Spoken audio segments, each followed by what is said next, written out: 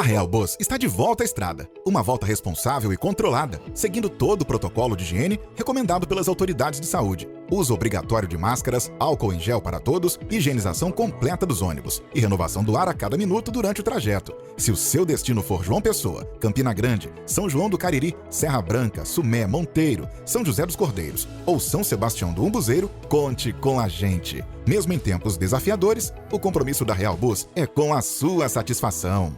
Parabéns, Opção para a Vida, pelos 30 anos de existência.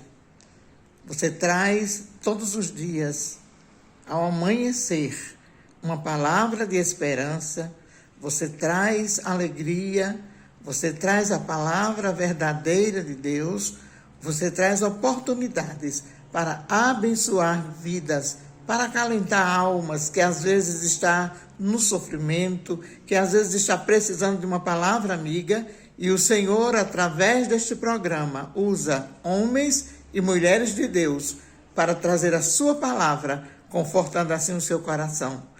30 anos, que possamos celebrar muito mais, que Deus continue abençoando aqueles que o dirigem, em nome de Jesus. Amém. Bom dia, espero que você tenha prestado bem atenção à mensagem da missionária Dileuza de Veras, que aliás durante todo esse mês de abril nós estaremos trazendo mensagens no início e no término, alusivas aos 30 anos de celebração de aniversário do programa Opção para a Vida. Ouviremos também ainda nesse programa o reverendo Hernandes Dias Lopes trazendo da letra a palavra Somente a Glória. E em seguida você ficará com a primeira parte de um dos nossos cultos doutrinários. Hoje é o dia 1º de abril, dia da mentira. E a gente sabe que quem é o pai da mentira? A Bíblia diz que é o diabo. E eu pergunto, você quer continuar mentindo para ser filho do diabo ou quer se tornar filho de Deus para falar a verdade? Jesus disse, conhecereis a verdade e a verdade vos libertará. Fiquemos com o reverendo Hernandes Dias Lopes.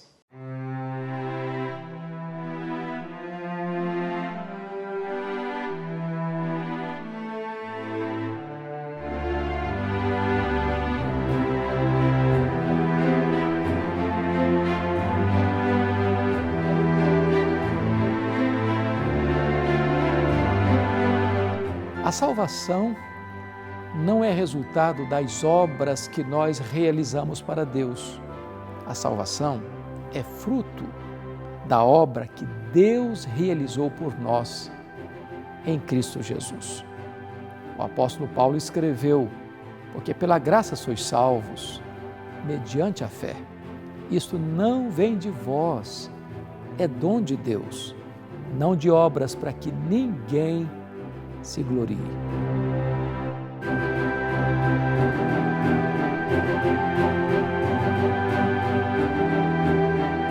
A graça de Deus é um presente imerecido que Deus nos dá.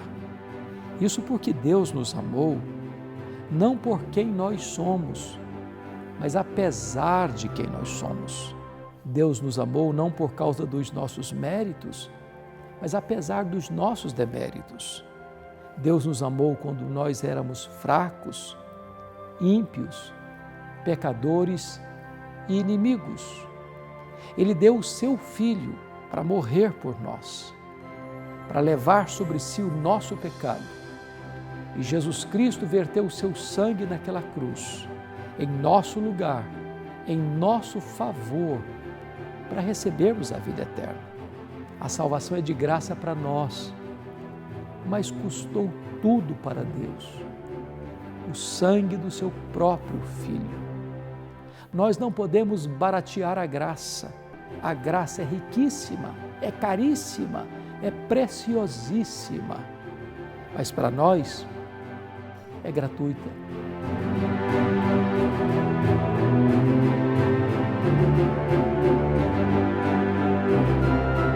Nós não somos salvos pela nossa justiça própria, pelo nosso merecimento pessoal, pela realização das nossas obras ou por qualquer ritual religioso. Nós somos salvos somente pela graça de Deus. Graça essa que nos é dada livremente em Cristo Jesus.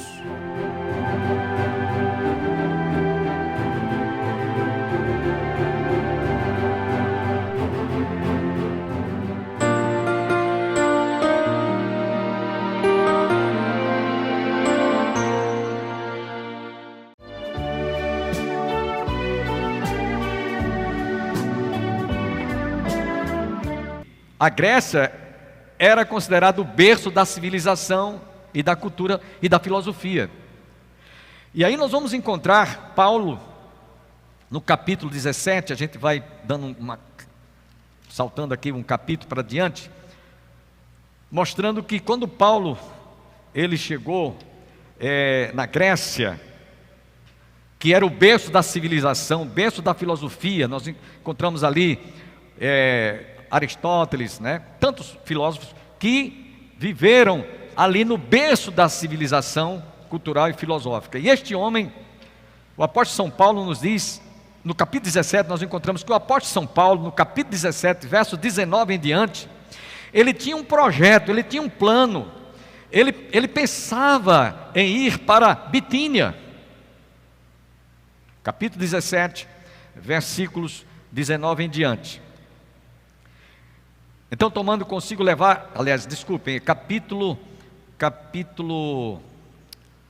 antes ele diz o capítulo 17, Paulo tinha planos de ir para um outro destino, tinha pensado em ir para Bitínia, mas o Espírito Santo o orientou para que ele fosse a Atenas. Aí é esse versículo que eu quero ler para vocês, capítulo 17, verso 19. Então, tomando-o consigo, levaram-no ao Areópago, dizendo: poderemos saber que nova doutrina é essa que ensinas? Posto que trazes aos ouvidos coisas estranhas, queremos saber o que vem a ser isso. Pois todos os de Atenas e os estrangeiros residentes de outra coisa não cuidavam, senão dizer ou ouvir as últimas novidades. Era como um lugar em que todos procuravam ouvir qual era a boa nova, qual era a última notícia, qual era o que estava para ser dito como uma novidade. E aí Paulo aproveitou, foi levado a um lugar, o Areópago, nós já estivemos nesse local, é um monte, e Paulo percebeu que havia ali muitos altares erigidos a milhares e milhares de deuses. Alguém já disse que havia mais deuses do que os habitantes da Grécia. Eles adoravam mesmo. E aí eles haviam erigido um altar lá ao Deus desconhecido. Eles pensavam assim: a gente vai colocar um altar, nós vamos erigir um altar ao Deus desconhecido, porque pode ser que a gente tenha esquecido de algum Deus e ele não se sinta, não tenha queixa de que nós não consideramos. E aí Paulo aproveitou nesse local, chamado Areópago, e disse: olha, atenienses, vejo que vocês são extremamente religiosos, vocês já são além do limite, mas eu quero falar para vocês, a novidade que vocês querem ouvir é que esse altar que vocês erigiram ao Deus desconhecido, é esse Deus que eu vos anuncio. Então o Espírito Santo estava usando o apóstolo Paulo para evangelizar aqueles que formavam o bloco, o berço filosófico da Grécia. E aí Paulo inclusive filosofou. Paulo filosofou no capítulo 17, versículo 28. Ele diz: pois nele vivemos e nos movemos e existimos, porque dele também somos geração. Paulo aproveitou e disse: olha, esse Deus que vocês não erigiram um altar, o Deus desconhecido, é o Deus que eu vos anuncio. E nele vivemos, nos movemos e existimos. Isso aqui é filosofia. Paulo aproveitou e usou uma linguagem para eles entenderem, para eles compreenderem de que ele estava falando. E isso aqui caiu a ficha, podemos assim dizer. Que nos versos 32 até o versículo 34 nós encontramos: quando ouviram falar de ressurreição, que Paulo havia falado no decorrer dessa sua explanação, uns escarneceram, outros disseram: a respeito disso te ouviremos noutra ocasião. E a essa altura Paulo se retirou do meio deles. Houve, porém, alguns homens que se agregaram a ele e creram. Entre eles estava Dionísio, o Areopagita, era o homem que administrava o Areópago, uma mulher chamada Dâmaris, e com ele outros mais. Houve frutos. Alguns daqueles que ouviram, abraçaram, outros censuraram, outros não creram. Por que nós estamos citando isso aqui? É porque o Espírito Santo é quem estava dando, movendo, o vento estava soprando através desses homens, e aonde eles haveriam de chegar, eles iam realmente causar um impacto, eles iam realmente causar algo que iria chamar a atenção das pessoas, não para si, mas para o que Deus tinha para falar aos seus corações. No capítulo 18, versos de 1 a 28, nós vamos ver que todo esse capítulo, Paulo, então, ainda nessa atividade missiológica, ele chega a Corinto, ele chega a Gálio, né? Ele vai chegando e ele vai trazendo realmente grandes frutos por onde ele passava. Depois ele foi à Síria, ele teve a oportunidade de conhecer um casal, Áquila e Priscila, e esses homens, então, terminaram a viagem missionária e já empreenderam a segunda viagem missionária. Essa segunda viagem missionária está no capítulo 16, versos 18 em diante, que é bem longo, né? Ele mostra que eles foram à Síria, eles estiveram também realizando uma ação missiológica, movidos pelo Espírito Santo, a lugares que a igreja, se tivesse ficado somente em Jerusalém, jamais iria alcançar, jamais chegaria onde eles chegaram. E nós vamos encontrar também eles empreendendo uma terceira viagem missionária. Eu estou correndo para ver se a gente conclui hoje. No capítulo 18, versos 24 a 28, nós encontramos eles dando início, a essa terceira viagem missionária, terceira viagem missiológica. Nesse meio tempo chegou a Éfeso, eu estou lendo o verso 24 do capítulo 18, um judeu natural de Alexandria, chamado Apolo, homem eloquente, poderoso nas escrituras. Ele era instruído no caminho do Senhor e, sendo fervoroso de espírito, falava e ensinava com precisão a respeito de Jesus, conhecendo apenas o batismo de João. Ele, pois, começou a falar ousadamente na sinagoga, e ouvindo, porém, Priscila e Áquila, tomaram-no consigo e com mais exatidão lhe puseram o caminho de Deus. Lhe expuseram o caminho de Deus. Querendo ele percorrer a Caia, animaram os irmãos e escreveram aos discípulos para o receberem. Tendo chegado, auxiliou muito aqueles que mediante a graça haviam crido, porque com grande poder convencia publicamente os judeus, provando por meio da Escritura que Cristo é Jesus. A mensagem central aqui, irmãos, que o Evangelho estava sendo pregado, não era trazendo uma mensagem de tradição, não era trazendo uma mensagem, eles não estavam expondo uma mensagem que tivesse uma interpretação dúbia, que alguém pensasse, é o Evangelho mais alguma coisa, é o Evangelho mais...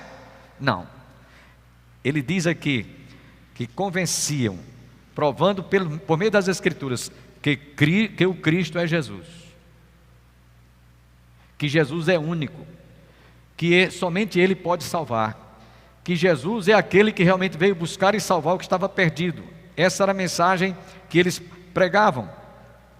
Vocês devem estar lembrados que no capítulo 16 que nós citamos, versos de 6 a 10, Paulo tinha um plano de ir para Bitínia, mas diz o texto que o Espírito Santo, nos versos 6 a 10, e percorrendo a região frígio-gálata, tendo sido impedidos pelo Espírito Santo de pregar a palavra na Ásia, defrontando Mísia, tentavam ir para Bitínia, mas o Espírito não o permitiu, e tendo contornado Mísia, desceram a Troade. E à noite, presta atenção, e à noite sobreveio a Paulo uma visão, na qual um varão macedônio estava em pé e lhe rogava, dizendo: passa a Macedônia e ajuda-nos. Assim que teve a visão, imediatamente procuramos partir para aquele destino, concluindo que Deus nos havia chamado para lhes anunciar o Evangelho. Paulo tinha um plano. Vejam que coisa interessante. Pensando em ir para a Bitínia, o Senhor disse através de uma visão à noite: passa a Macedônia. Como foi diferente com Jonas, o profeta, que eu chamo o profeta fujão. O Senhor tinha designado que ele fosse para Nínive. Ele chega, toma um navio para ir para outro local totalmente diferente. Passa, em vez de ir para Nínive, foi para Tarsis. Como foi diferente, como foi oposto, não é? O destino ali. Foi preciso Deus mandar uma tempestade, quase que o navio ia ao naufrágio, quase que toda a tripulação ia morrer, e ele estava lá no porão do navio, dormindo, um sono pesado. Colocaram todas as cargas de volta no mar, para contêineres e mais contêineres de toneladas de mercadoria, para que aliviasse o navio, mas cada vez mais o navio estava sendo ameaçado de vir ao naufrágio. Chamaram-no e disseram para Jonas: que fazes aqui, dormente? Não está vendo que a gente está aqui correndo risco? Veja que quando Deus chama, como chamou Paulo, Ele é quem dá a direção, e se não obedecer, vai vir luta, vai vir provação, vai vir tribulação, vai vir perseguição, para aqueles que estejam em desobediência. Meus irmãos, vocês sabem o resto da história de Jonas, né?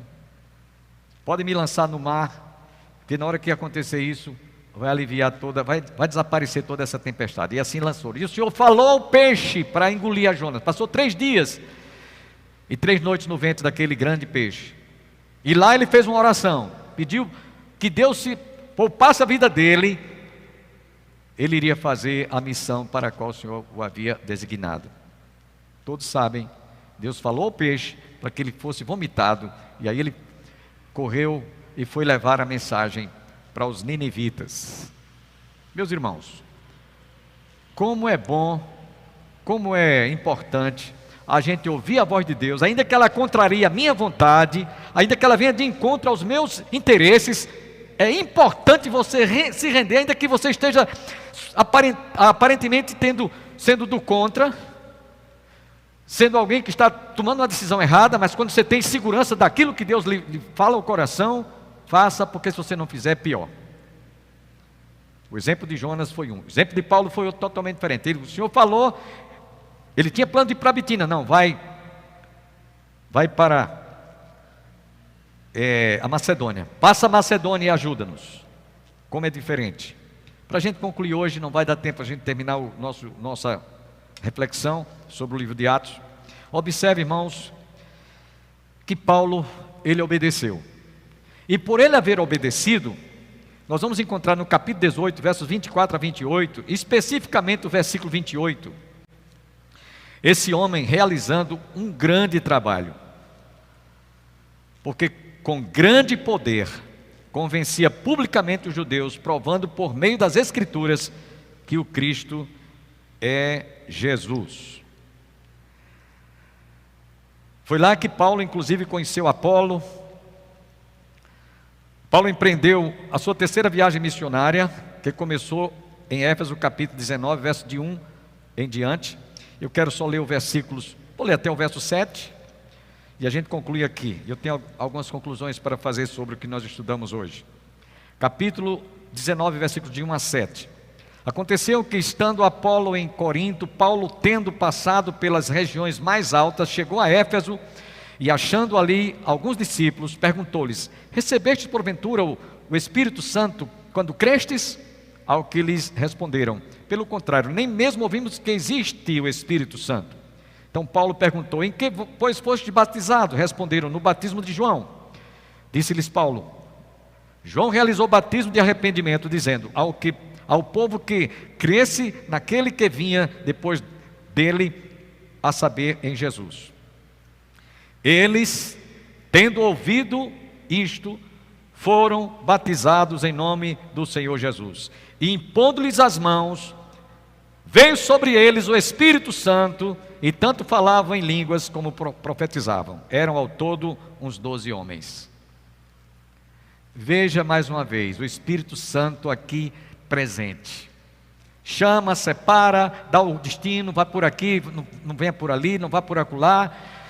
Dá todas as diretrizes, as coordenações, para que eles fizessem realmente a vontade soberana de Deus, para a qual a igreja foi chamada, para a qual a igreja foi designada. Então Paulo tinha realmente, e nós vamos ver no capítulo 19, o que foi que aconteceu em Éfeso, não é? Começando aqui por esse texto que nós lemos, que vocês já devem ter gravado, mas eu vou ficar devendo a conclusão desse estudo na próxima semana, isto é, na outra semana, porque a semana de hoje a 8 é o início da consciência cristã, mas a gente vai ficar devendo a conclusão, a continuidade e a conclusão desse estudo sobre o livro de Atos. Infelizmente o tempo não, e é porque eu fiz aqui eu fiz assim um resumo, né, para não perder muito tempo. Mas aqui eu tenho 5 considerações finais a fazer. São quatro pensamentos de homens de Deus, pastores, missionários, que deixaram essas condições a serem consideradas. Primeiro, o Espírito Santo não só habita em nós, porém cria força, cria poder em nós. Ele é a força motriz da nossa vida, é o dínamos que nos põe em movimento todas as faculdades da nossa alma. Quem disse isso foi A.B. Livingstone. O outro pensamento: o crente tem tudo do Espírito Santo, mas o Espírito nem sempre tem tudo do crente. Sua presença é expressiva. Ele enche somente o crente que estiver vazio do egoísmo e do pecado. Thomas Simmons. E o terceiro pensamento: a razão pela qual tantos cristãos são fracos está em que buscam o poder em si mesmos, em vez de buscá-lo o Espírito Santo. Quarta conclusão: as águas do poço de Betesda, quando movidas por um anjo, tornavam-se curativas. Os discípulos de Jesus, movidos pelo Espírito Santo, tornaram-se a igreja, instrumento nas mãos de Deus, destinado à cura da alma e das nações. E o último pensamento, quero fazer aqui a leitura que Jesus foi quem fez, falando sobre o Espírito Santo. E para mim isso aqui é o suficiente. E aí o texto é claro, capítulo 4, verso 16 ao verso 21, e eu encerro com essa leitura. Indo para Nazaré, onde fora criado, entrou num sábado na sinagoga, segundo o seu costume, e levantou-se para ler. Então lhes deram o livro do profeta Isaías, e abrindo o livro do profeta Isaías, achou o lugar onde estava escrito. Abra bem os ouvidos. O Espírito do Senhor está sobre mim, pelo que me ungiu para evangelizar os pobres, enviou-me para proclamar libertação aos cativos e a restauração da vista aos cegos, pôr em liberdade os oprimidos e a pregoar o ano aceitável do Senhor. E tendo fechado o livro, devolveu-o ao assistente e sentou-se, e todos na sinagoga tinham os olhos fitos nele. Então passou Jesus a dizer-lhes: hoje se cumpriu a escritura que acabais de ouvir. Todos lhe davam testemunho e se maravilhavam das palavras de graça que lhe saíam dos lábios e perguntavam: não é este o filho de José? Irmãos, nós vemos aqui que Jesus estava simplesmente dando um depoimento público, notório, palpável, de que ele, como cabeça da igreja, cujo Espírito Santo viera sobre ele, conforme Isaías profetizou no capítulo 61, ele estava agora mostrando que o cumprimento de toda a Escritura que falara a seu respeito estava cumprida. Então o Espírito Santo foi o protagonista, foi o Espírito Santo, desde que Jesus foi batizado lá no Jordão, que veio em forma de uma pombinha sobre a sua cabeça, e naquele instante eles ouviram uma voz: este é o meu filho amado em quem me comprazo, obedecei-o. E aqui, quando Jesus terminou essa escritura, ele disse: hoje se cumpriu a escritura que acabais de ouvir. E todos davam testemunho, se maravilhavam das palavras de graça que lhe saíam dos lábios, e perguntavam: não é este o filho de José? Irmãos, nós precisamos de estar com os ouvidos abertos. Quando eu digo os ouvidos, não é os tímpanos, é os ouvidos da alma. Nós temos que estar com os ouvidos do coração, nós temos que estar com os olhos da alma abertos e atentos, que é a nossa mente, né? Que é o nosso espírito, que é o nosso coração. Nós temos que estar realmente dispostos a nos colocarmos nas mãos do Espírito Santo, para que Ele possa nos usar, para que Ele possa Ele possa servi-lo como canal de bênção, como instrumento em suas mãos. Do contrário, meus irmãos, nós vamos ter um comportamento como Jonas, vamos ter comportamento como os fariseus, vamos ter comportamento como aqueles quando Paulo chegou lá no Areópago, uns creram, outros duvidaram, outros disseram: depois nós vamos te ouvir. Vão ter um comportamento oposto. Que Deus tenha misericórdia de nós, que Deus nos ajude, que Deus nos faça que nós tenhamos discernimento daquilo que a igreja, como missão, nas mãos do Espírito Santo, deve fazer, realizar e cumprir-se a ação missiológica, tanto em nossas vidas, como em todo o mundo, para todo mundo. Que Deus nos abençoe. Nós vamos ficar em pé, vamos fazer uma oração, nos despediremos com a bênção apostólica, e em seguida os irmãos fiquem, nós temos alguns avisos, só lembrando que domingo nós vamos ter a nossa assembleia ordinária pela manhã, e em seguida de uma assembleia especial, e domingo à noite, culto divino e a Santa Ceia. Pai, queremos te agradecer, porque tudo que ouvimos e aprendemos nessa noite, através desse estudo da obra que o Espírito Santo começou a realizar desde o Pentecostes, e principalmente através da obra missionária, da obra missiológica, transcultural, através dos apóstolos, a partir do capítulo 13 que nós lemos nessa noite, que chegou até os nossos dias, que alcançou a Ásia, a Europa, todos os continentes. E nós te louvamos porque a tua palavra, Senhor, ela foi realmente proclamada desde o início, ela tem sido ainda anunciada em nossos dias, apesar de todas as perseguições, apesar de todas as controvérsias, apesar de tudo aquilo que tem se levantado contra a igreja, mas sabemos que as portas do inferno jamais prevalecerão contra a tua igreja. Louvado seja o teu nome, porque tu és o cabeça da igreja, nós somos o corpo de Cristo, estamos debaixo de ordem, debaixo da tua dependência, debaixo da ordem da tua palavra, do teu Espírito Santo, nos levando, Senhor, a lugares que nós jamais imaginaríamos que chegaríamos, a exemplo do que está sendo proclamado hoje e agora, através desta transmissão online. Obrigado, te louvamos, agradecidos por tudo, em nome de Jesus, amém. Lembramos a todos que continuemos orando pelo Brasil. Estamos vivendo um momento crítico que só Deus pode salvar essa nação. Até amanhã, se Deus quiser.